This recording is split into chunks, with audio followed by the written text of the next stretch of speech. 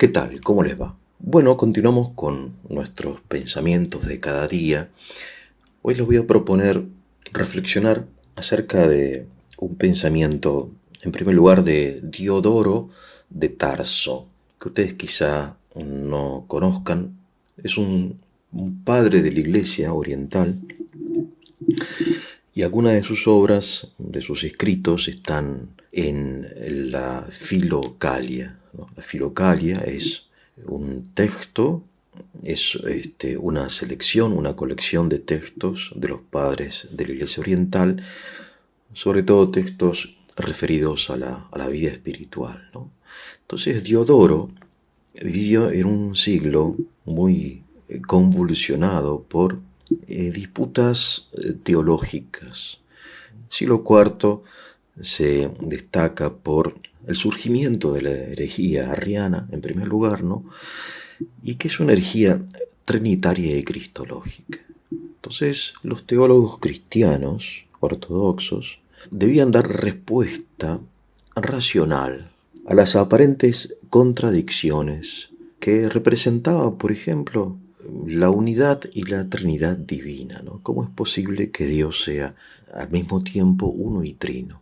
Y en segundo lugar, la divinidad y la humanidad del Señor Jesús, ¿no? Cosas que rechazaban los herejes, ¿no? Y entonces la tentación en este intento de responder racionalmente a las objeciones de los herejes, Diodoro, que participó en estas controversias, ¿no? Él es un teólogo también, y que fue injustamente acusado de heterodoxia. Claro, porque en aquella época, entre paréntesis, aún no estaba del todo clara la distinción entre naturaleza y persona, ¿no? Que son los términos principales que se utilizan para, no digo explicar, porque no se puede explicar, pero sí para acercarse, eliminando las contradicciones a los misterios divinos, ¿no? La unidad de naturaleza, la trinidad de personas, el caso de la Santísima Trinidad, la unidad de persona y las dos naturalezas en el caso del Señor Jesús, ¿no? Claro, son controversias que hoy nos parecen lejanas, teóricas, académicas, ¿no? Pero en aquella época no lo eran. De hecho, el emperador tomaba parte en estas cuestiones porque la unidad del imperio bizantino, del imperio romano, de que se había trasladado a Bizancio, ustedes recuerdan, ¿no? Con Constantino, la capital del imperio, se traslada de Roma a Constantinopla.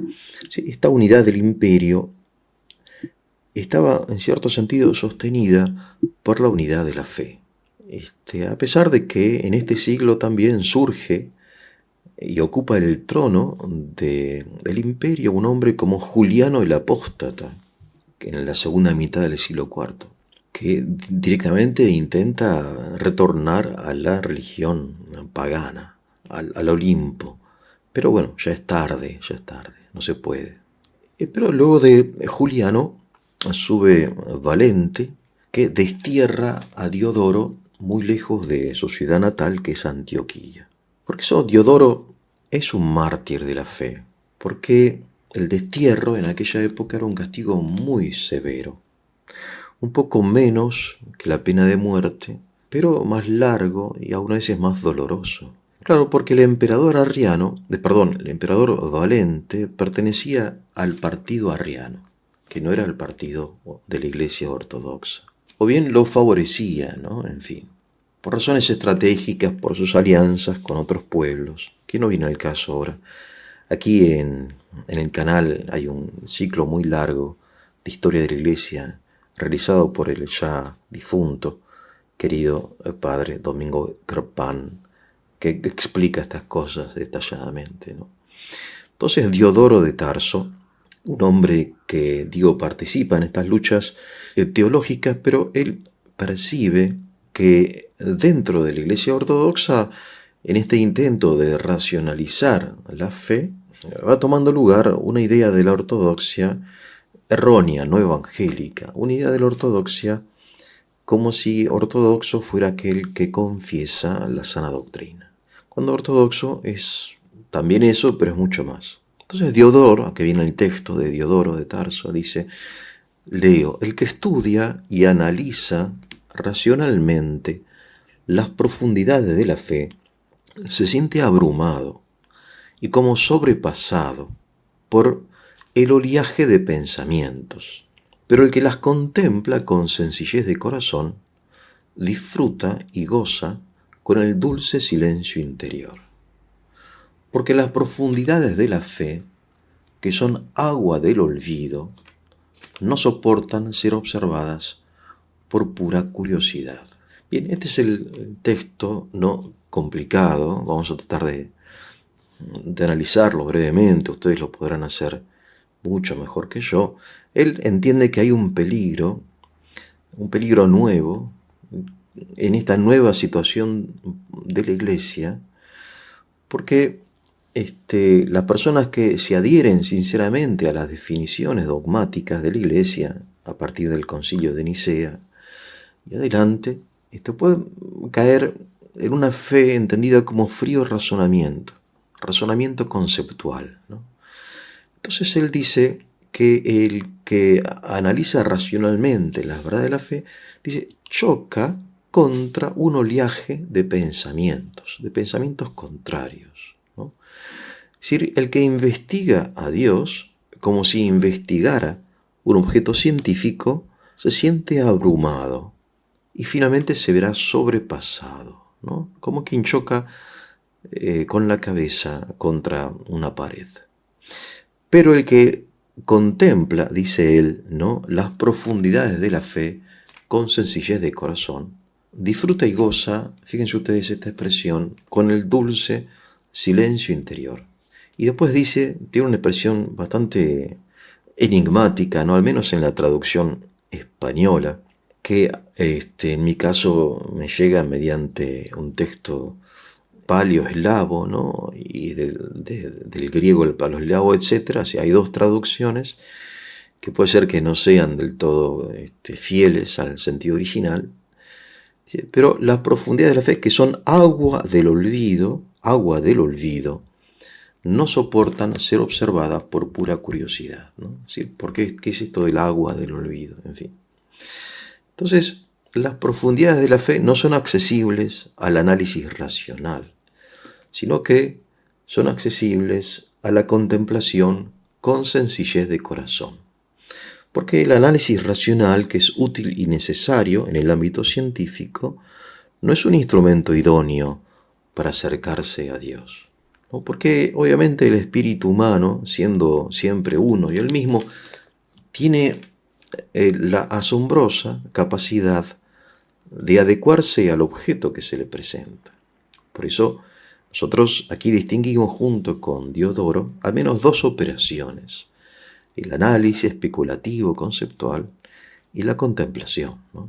Porque, claro, cada objeto activa en mí una determinada capacidad, ¿no? Por ejemplo, una obra de arte activa en mí el sentido estético.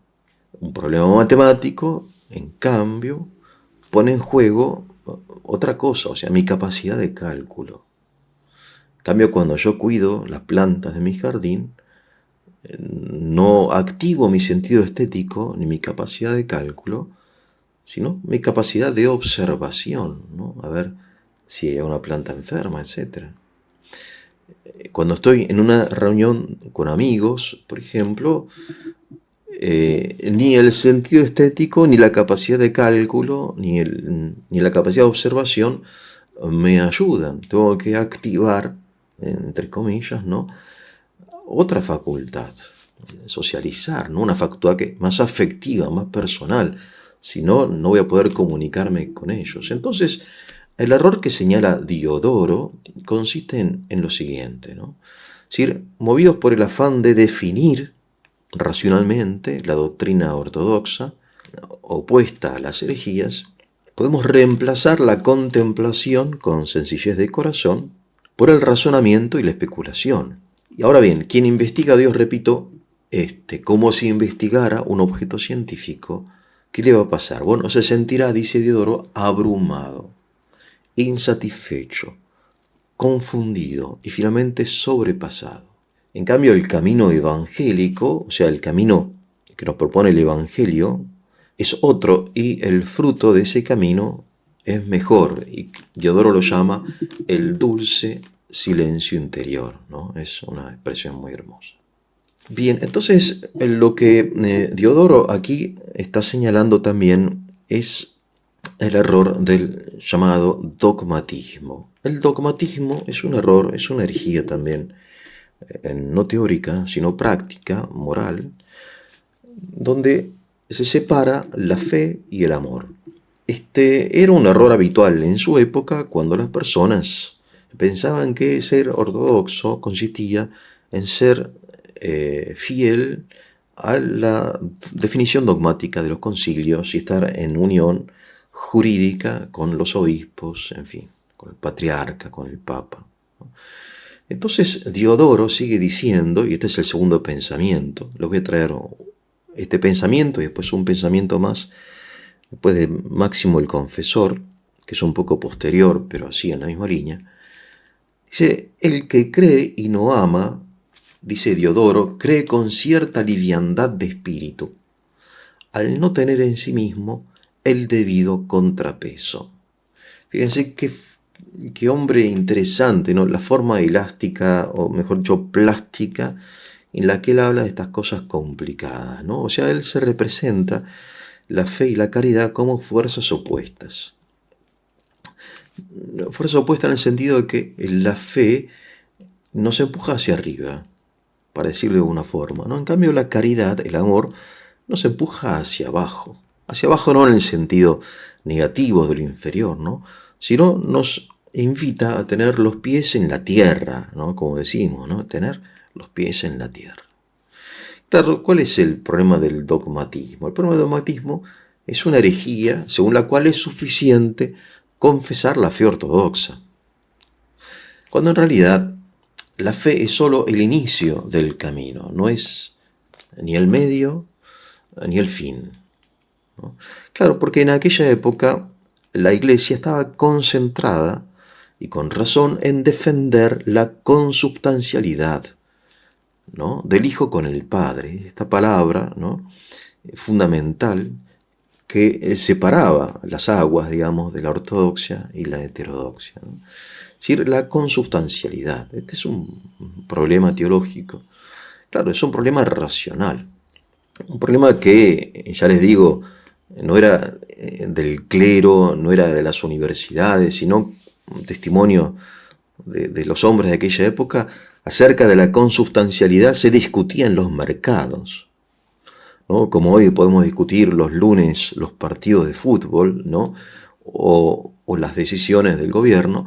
En aquella época, una época muy teológica, ¿no? Muy refinada, más refinada que la nuestra, se discutía en los mercados, ¿no? Mientras la gente compraba y vendía sus verduras y sus telas, acerca de la consubstancialidad, ¿no? Y luego en los cuarteles, en los palacios, se hablaba de esto. Si al Hijo eso, no consubstancial al Padre. Obviamente la expresión consubstancial no proviene del Evangelio, sino de la filosofía. Pero claro, es un término que en aquella época dividía no solamente a la Iglesia, sino a la sociedad y al poder, al imperio. Había emperadores que favorecían a la herejía, otros emperadores que favorecían a la ortodoxia.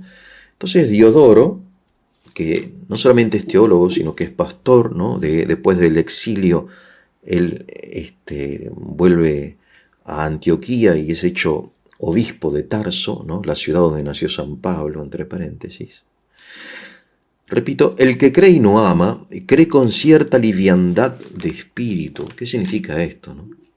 Cierta liviandad de espíritu, al no tener en sí mismo el debido contrapeso, ¿no? Si yo me imagino, me van a disculpar, los globos, ¿no? Que cuando éramos niños, ¿no? Jugábamos con ellos, y claro, cuando el globo tiende hacia arriba, pero yo lo sostengo del piolín, ¿no? de la soga, para que no salga volando. Entonces el amor es el contrapeso de la fe. Es decir, lo que mantiene arraigada la fe en la existencia, impidiéndole volar, divagar, ¿no?, por mundos ilusorios, ideales, emocionales fundamentalmente, ¿no?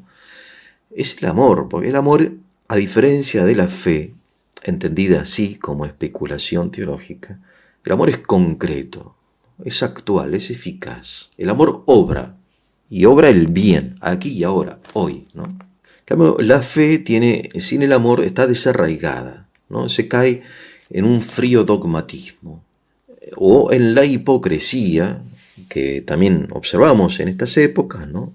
La hipocresía de los cristianos, que en definitiva es la misma hipocresía que el Señor señala como el principal defecto de los fariseos, ¿no?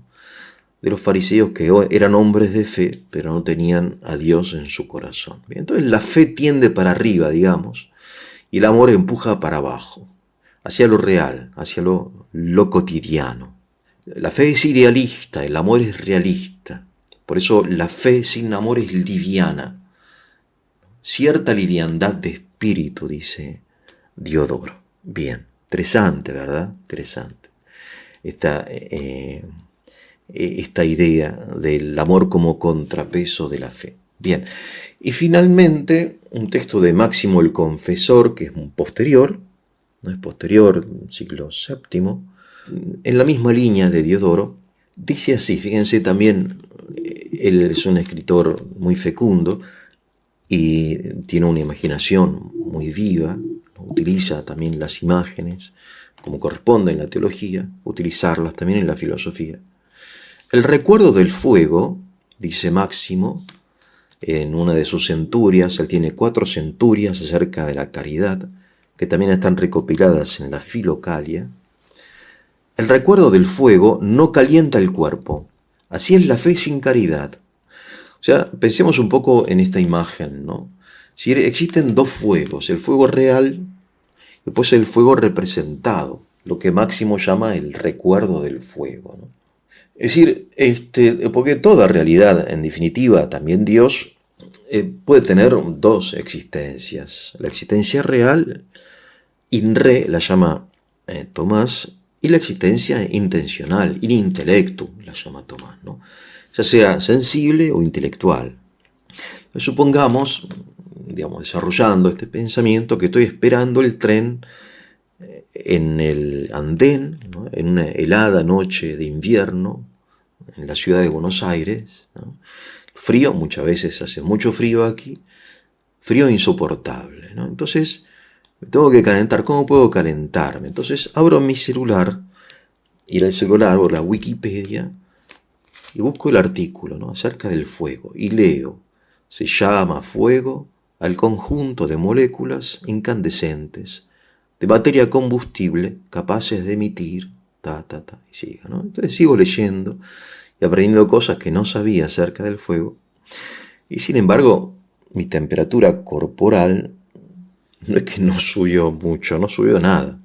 El recuerdo del fuego no calienta el cuerpo, dice Máximo. Así dice Máximo, gran hombre Máximo el Confesor, ¿no? No es fácil leerlo, pero es de mucho provecho. Así dice, es el conocimiento sin amor. Solo el amor nos pone en contacto real con las cosas reales, ¿no?, y en comunión con las personas.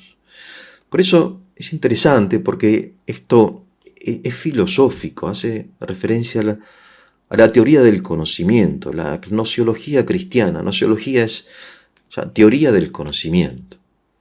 Claro, nuestra gnosiología cristiana, que está nutrida en la escuela del Evangelio, es esta, ¿no? Porque el puente entre lo intencional a lo real, ¿no?, entre el fuego representado y el fuego real, que es el que calienta, es el amor. Mi fe no me abriga en la fría noche de invierno, necesito amor, ¿no? Bien. Entonces, esto es lo que desarrolla Máximo en estas centurias acerca de la caridad, ¿no? Máximo el Confesor, llamado el Confesor, porque él sufrió varias condenas también por defender la ortodoxia en el siglo VII, ¿no? Porque él en el año 662 fue castigado, fíjense ustedes, ¿no? Le cortaron la lengua y la mano derecha la mano con la cual él había escrito esos tratados defendiendo la ortodoxia, ¿no? Tremendo. En Constantinopla, ¿no? Lo manda cortar un emperador cristiano, teóricamente cristiano. Después fue exiliado muy, muy lejos, en Armenia, y al poco tiempo murió a causa de las torturas sufridas, ¿no? Tremendo. Un hombre superior, le cortan la lengua y la mano. Bien. Así eran estos hombres, ¿no? Máximo, Diodoro y tantos otros. Santos padres que siendo teólogos, en fin, nos recuerdan que el que analiza racionalmente la verdad de la fe se siente abrumado, sobrepasado por oleajes de pensamientos, ¿no? En fin, o cae en este idealismo, en esta ilusión, porque carece del contrapeso, ¿no? O tiene una fe semejante al fuego representado que siendo fuego no calienta. En cambio, el que contempla la verdad de la fe, ¿no? El que lee el Evangelio, en otras palabras, con sencillez de corazón, disfruta y goza con el dulce silencio interior. Dice Diodoro, ¿no? Porque las profundidades de la fe son agua del olvido. ¿A qué se refiere Diodoro? Vamos a pensar, ¿no? Son agua del olvido, que no soportan ser observadas por pura curiosidad. Bueno, hasta aquí el pensamiento de hoy. Espero que haya sido de su utilidad. Si así fue, les voy a pedir que le pongan el like, lo compartan y se suscriban a este canal para su difusión. Que tengan un muy, pero muy buen día.